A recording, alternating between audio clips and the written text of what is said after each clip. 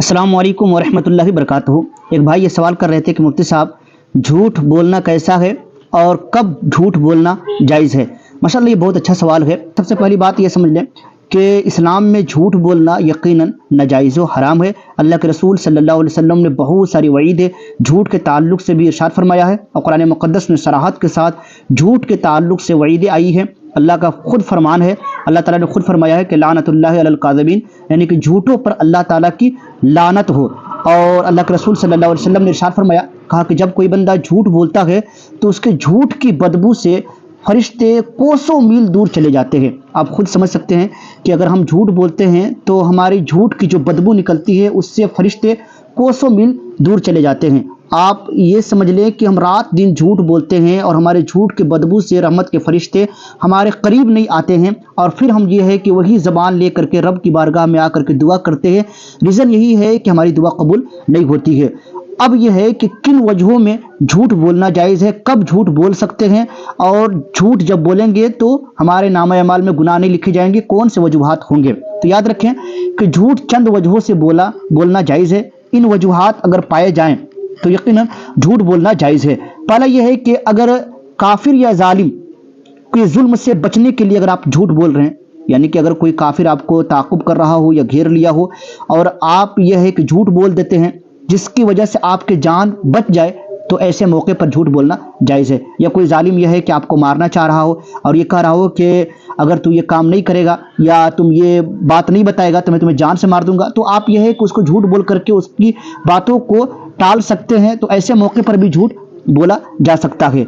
और दूसरा यह है कि अगर कोई पीछा कर रहा हो किसी इंसान को मारने के लिए और आपके सामने वो बंदा छिप जाता है और वो आने के बाद पूछता है कि तुमने देखा है कोई बंदा छिपा है तुम्हारे सामने, तो आप उसकी जान बचाने के लिए यह है कि झूठ बोल सकते हैं और ये कह सकते हैं कि मैंने किसी बंदे को छिपते हुए नहीं देखा है या किसी बंदे को मैंने नहीं देखा है। किसी की जान बचाने के लिए भी झूठ बोल सकते हैं। और तीसरी वजह यह है, फुक़हा ने बयान किया है कि दो मोमिन भाई को आपस में मिलाने के लिए भी झूठ बोल सकते हैं। यानी कि अगर दो मोमिन भाई आपस में लड़े हुए हैं तो दोनों को आपस में मिलाने के लिए और दोनों को इत्तेहाद कराने के लिए, मोहब्बत पैदा करने के लिए आप झूठ बोल सकते हैं। उसकी सूरत ये बयान की गई है कि एक भाई के पास जाएं और ये कहें कि यार वो तो तुम्हारी बहुत तारीफ़ें करता है, हालांकि तुम लोगों का झगड़ा है लेकिन गायबानी में तुम्हारी बहुत तारीफ़ करता है, तुम्हारी बहुत ये कि हौसला अफजाई करता है। और उसके पास भी जाकर के यही बात कहे कि यार तुम्हारा भाई जो है तुम्हारी बहुत तारीफ करता है, तुम्हारी बहुत इज्जत करता है, ताकि दोनों के दिल में, उन दोनों के दरमियान मोहब्बत पैदा हो जाए। तो सुलह कराने के लिए, मोहब्बत पैदा कराने के लिए आप यह है कि झूठ का सहारा ले सकते हैं। इन सूरतों में यह है कि और भी बहुत सारी सूरतें बयान की गई है, लेकिन ये ख़ास सूरतें हैं जो यकीनन एक इंसान को जानना चाहिए। और ऐसी सूरतों में झूठ बोला जा सकता है। अल्लाह रब्बुल इज़्ज़त यह है कि गुनाह नहीं लिखता है। लेकिन बात सूरतें ऐसी भी होती हैं जो हम बात बात पे झूठ बोल देते हैं। मिसाल के तौर पर किसी ने कहा ना कि अगर कोई बंदा एक झूठ बोल देता है तो अब उसको सच साबित करने के लिए 99 झूठ के सहारे लेने पड़ते हैं। यानी कि अगर आपको किसी ने ये फ़ोन कर दिया कि भाई आप कहाँ हो, तो आपने कह दिया कि मैं मार्केट में हूँ, तो कहा कि फला दुकान से यह है कि सामान लेते आना, तो आपने पहले ही बोल दिया कि मैं झूठ बोला कि मैं मार्केट में हूँ, हालांकि आप मार्केट में नहीं थे, आप घर पे थे।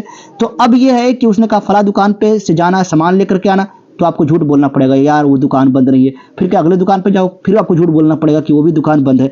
यानी कि एक झूठ आपने बोला है और कई झूठों का आपका सहारा लेना पड़ रहा है। तो यकीन माने कि झूठ इस्लाम में यकीनन नाजायज़ व हराम है। तो कम से कम झूठ से परहेज़ करने की कोशिश करें। झूठ एक ऐसी लानत है, झूठ की तबाहकारियाँ आपने बहुत बेशुमार सुनी होंगी कि झूठे इंसान को अल्लाह रब्बुल इज़्ज़त बिल्कुल ज़लील व ख़ार कर देता है। झूठे इंसान की समाज में इज़्ज़त नहीं होती है, झूठे इंसान पर लोग भरोसा नहीं कर पाते हैं। इसीलिए कम से कम सच का सहारा ले। सच में अल्लाह रब्बुल इज़्ज़त ने बरकतें रखी है। हमारा रसूल सच्चा है, हमारी किताबें सच्ची हैं, हमारा अल्लाह सच्चा है, हमारे अंबिया सच्चे हैं, हमारे सुलहा सच्चे हैं और हमारे औलिया सच्चे हैं। तो हमारे मोमिन भाई को भी सच्चा होना चाहिए, हमारे मुसलमान को भी सच्चा होना चाहिए। चाहे दुनिया जो भी करे, हमें ये मतलब ये कि समझना चाहिए कि हमें अल्लाह रब्बुल इज़्ज़त ने मुसलमान पैदा किया है, हम मुसलमान पैदा हुए हैं, मुसलमान घराने में हम पैदा हुए हैं। तो यकीनन मुसलमान के तौर तरीक़े पर चले और हमेशा सच बोलने की कोशिश करें, क्योंकि सच इंसान को सच्चाई तक पहुंचाती है और सच इंसान को इज़्ज़त की मंजिलों तक पहुंचा देती है और लोगों के दिलों में उस इंसान के लिए मज़ीद इज़्ज़त बढ़ जाती है। इसीलिए सच बोलने की कोशिश करें, झूठ का सहारा लेने की कोशिश करना करें। बहुत सारे लोग ये कहते हैं कि हज़रत हमें झूठ बोलना पड़ता है चूँकि हम दुकान चलाते हैं, हमें झूठ बोलना पड़ता है चूँकि हम तिजारत करते हैं, झूठ बोलना पड़ता है चूँकि हम बिजनेस करते हैं। तो याद रखिए, बिजनेस का ये मतलब नहीं कि झूठ बोला जाए, اللہ کے رسول صلی اللہ علیہ وسلم بھی تجارت کیا کرتے تھے. اللہ کے رسول صلی اللہ علیہ وسلم سے بڑا کوئی تاجر نہیں ہوگا, صدیق اکبر سے بڑا کوئی تاجر نہیں ہوگا, حضرت عبد الرحمن بن عوف سے زیادہ کوئی بڑا تاجر نہیں ہوگا.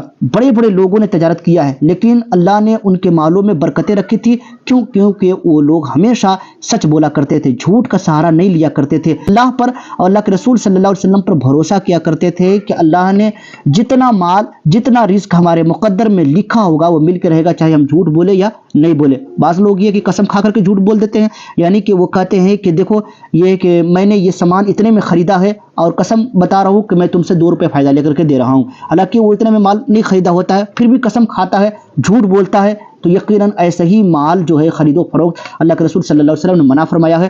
اور اگر اس مال کے ذریعے آپ نفع لیتے ہیں, جھوٹ بول کر کے نفع لیتے ہیں, تو وہی مال ناجائز و حرام ہے.